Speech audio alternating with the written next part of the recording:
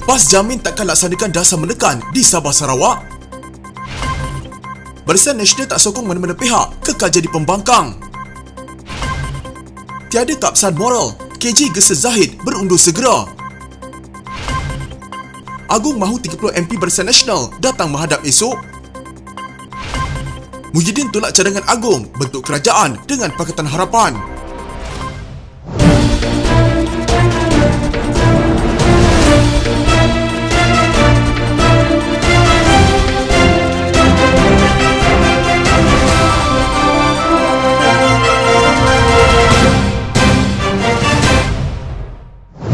Setiausaha Agung PAS Taqiyuddin Hassan memberi jaminan bahawa pihaknya tidak akan melaksanakan langkah-langkah yang menekan mana-mana pihak, khususnya di Sabah dan Sarawak, sekiranya ia menjadi sebahagian daripada kerajaan persekutuan baru. PAS memberi jaminan akan terus mengamalkan konsep musyawarah dan perbincangan dengan semua rakan-rakan kongsi dalam kerajaan meskipun mempunyai jumlah kerusi terbesar di kalangan parti-parti yang akan membentuk kerajaan persekutuan kelak, katanya pada satu kenyataan. Taqiyuddin berkata, PAS sentiasa menghormati kepelbagaian dan kemasymukan rakyat Malaysia yang terdiri dari pelbagai kaum, adat resam dan agama dan mengakui hak dan kebebasan mereka mengamalkan cara hidup masing-masing berdasarkan jaminan Perlembagaan Persekutuan. PAS telah membuktikan perkara ini setelah menunjukkan keterbukaan termasuk menjamin hak rakyat pelbagai kaum dan agama dalam pemerintahan yang diterajui oleh PAS di Kelantan lebih dari 30 tahun. Justru itu PAS menafikan dakwaan sesetengah pihak bahawa PAS akan menggunakan kedudukan yang lebih dalam kerajaan untuk melaksanakan dasar-dasar yang menekan mana-mana pihak, apatah lagi di negeri-negeri Sarawak dan Sabah yang rakyatnya menjalani penghidupan yang harmoni mengikut adat resam dan agama masing-masing. Malahan PAS amat tegas dalam mematuhi prinsip Islam, iaitu tiada paksaan dalam beragama, dengan mana tidak boleh dipaksa seseorang bukan Islam untuk menganut Islam, melainkan atas kerelaan dan kefahaman mereka sendiri. Jelasnya lagi, Taqiyuddin juga berkata, PAS telah membuktikan dirinya dalam perkara ini sejak 31 bulan lalu apabila parti itu menjadi sebahagian daripada kerajaan pusat.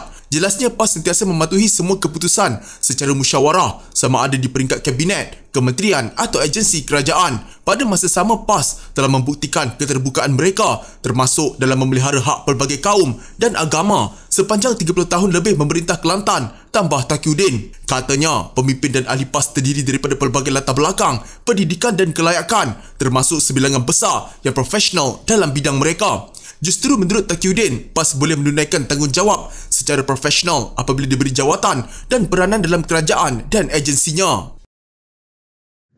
Dewan Tertinggi Barisan Nasional menegaskan bahawa tiada ahli parlimen mereka yang menyokong pengerusi Perikatan Nasional Muhyiddin Yassin sebagai Perdana Menteri. Bagaimanapun, Dewan Tertinggi Barisan Nasional dalam kenyataan media yang dikeluarkan setiausahanya, Zamri Abdul Kadir berkata, gabungan itu bersedia berbincang dengan pihak lain untuk membentuk kerajaan. Tiada mana-mana ahli parlimen Barisan Nasional yang telah memberikan sokongan terhadap pencalonan pengerusi Perikatan Nasional Muhyiddin Yassin sebagai Perdana Menteri ke-10, dan pemakluman mengenai perkara ini telah dibuat kepada Kebawah Duli Yang Maha Mulia Seri Paduka Baginda yang di-Pertuan Agong. Dewan Tertinggi juga mengambil pendirian terbuka untuk berbincang dengan pihak-pihak yang berkenaan bagi memastikan sebuah kerajaan dapat dibentuk demi kepentingan negara dan kesejahteraan rakyat. Dengan pendirian dan keputusan yang dicapai, kedudukan Barisan Nasional adalah kekal seperti sekarang, kata kenyataan itu. Terdahulu, Naib Presiden UMNO Ismail Sabri Yaakob mendakwa Dewan Tertinggi Barisan Nasional memutuskan untuk tidak menyokong mana-mana gabungan. Ahli Parlimen Bera itu berkata, Dewan Tertinggi Barisan Nasional bersetuju untuk gabungan itu kekal sebagai pembangkang.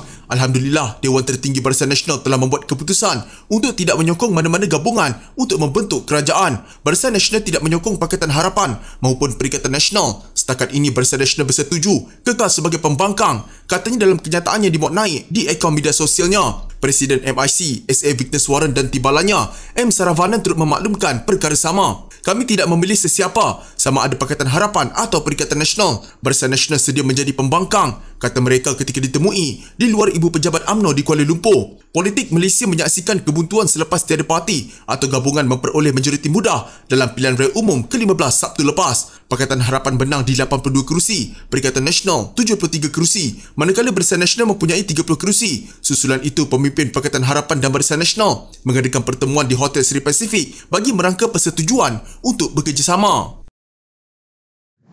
Bekas Ahli Parlimen Rembau Khairi Jamaluddin menegaskan Ahmad Zaid Habidi tiada lagi keabsahan moral sebagai Presiden UMNO dan tidak layak membuat keputusan bagi pihak parti itu berkenaan pembentukan kerajaan. Dalam satu kenyataan di Twitter, Khairi juga mengulangi pendirian agar Presiden UMNO itu meletakkan jawatan segera. Perundingan pembentukan kerajaan baru tidak boleh melibatkan Dr. Zaid Habidi. Beliau tiada lagi keabsahan moral selaku Presiden UMNO dan mesti undur segera. Dia mungkin presiden atas nama, tetapi dia tidak mempunyai keabsahan moral lagi untuk membuat keputusan bagi pihak UMNO, katanya pada hantaran di Twitter. Kemarin bekas Ketua Pemuda UMNO menggunakan analogi kalah perang untuk menggesa Zahid berundur. Apabila kalah dalam peperangan, Panglima Besar mesti ada maruah untuk mengambil tanggungjawab. Lebih-lebih lagi bila strategi perang diatur oleh Panglima Besar telah sebabkan ramai soldadu di medan tersungkur. Presiden mesti undur. Sekarang, reformasi UMNO tidak boleh ditangguh lagi, katanya. Sejak Barisan Nasional mencatatkan rekod terburuk dalam pilihan raya baru-baru ini, Zahid menerima bertalu-talu desakan daripada pemimpin gabungan parti itu supaya meletakkan jawatan. Antara yang berbuat demikian ialah Setiausaha Agong MCA Chong Sing Woon yang menyifatkan telah hilang keyakinan terhadap kepimpinan Zahid. Selain itu, Menteri Besar Johor Wan Hafiz dan Naib Presiden UMNO Syarif Hamdan menjadi antara yang terawal menggesa agar Presiden parti itu berundur secara terhormat. Selepas bertemu pemimpin Pakatan Harapan dan Perikatan Nasional, Istana seterusnya akan memanggil 30 ahli Parlimen Barisan Nasional untuk menghadap pada 10.30 pagi esok. Yang di-Pertuan Agong akan berjumpa 30 ahli Parlimen itu secara berasingan. Ia bagi Agong menentukan siapa yang paling berkemungkinan mendapat kepercayaan majoriti ahli Parlimen mengikut Perkara 43/2/A Perlembagaan Persekutuan. Dalam pada itu, Datuk Pengelola Bijaya Diraja Istana Negara Ahmad Fadil Syamsuddin berkata baginda mengulangi titah agar rakyat terus bertenang. Seri Paduka Baginda menjeru dan menasihati seluruh rakyat agar bersabar dan bertenang sehingga proses pembentukan kerajaan baru dan pelantikan bakal Perdana Menteri ke-10 selesai. Seri Paduka Baginda turut menyeru rakyat untuk bersama mendoakan proses tersebut dipermudahkan dan berjalan lancar demi kepentingan tanah air tercinta, kata kenyataan pihak istana. Terdahulu, Pengerusi Perikatan Nasional Muhyiddin Yassin dan Pengerusi Pakatan Harapan Anwar Ibrahim menghadap Agong. Muhyiddin kemudian mendedahkan bahawa Agong mencadangkan kerajaan campuran antara Pakatan Harapan dan Perikatan Nasional, namun ditolak oleh Presiden Bersatu itu. Katanya Perikatan Nasional telah membuat keputusan daripada awal untuk tidak bekerjasama dengan Pakatan Harapan. Apa tujuan sekalipun tak setuju, kata Muhyiddin kepada pemberita di rumahnya di Bukit Damansara, Kuala Lumpur. Sementara itu, Anwar yang ditemui pemberita selepas sesi menghadap di Istana Negara berkata Agong belum membuat keputusan dan baginda memberi sedikit masa lagi. Buat masa ini tidak timbul persoalan untuk membentuk kerajaan minoriti. Kerajaan yang ditubuhkan sepatutnya mewakili semua kaum dan semua wilayah. Ini bermakna inklusif dalam semua aspek. Saya bersyukur dan mengalu-alukan semangat kerajaan perpaduan dan kebetulan saya sebutkan semalam. Jadi saya telah menerima pandangan baginda untuk memberi kita sedikit masa dan memberi pertimbangan serta kebijaksanaan untuk memutuskan perkara ini, katanya. Pengerusi Perikatan Nasional Muhyiddin Yassin mendedahkan yang di-Pertuan Agong mencadangkan gabungan itu membentuk kerajaan perpaduan dengan Pakatan Harapan. Bagaimanapun, Muhyiddin berkata dia menolak cadangan itu kerana ia bertentangan dengan pendirian gabungan itu. Kami telah bincang sejak awal tak akan kerjasama dengan Pakatan Harapan. Apa tujuan sekalipun tak setuju.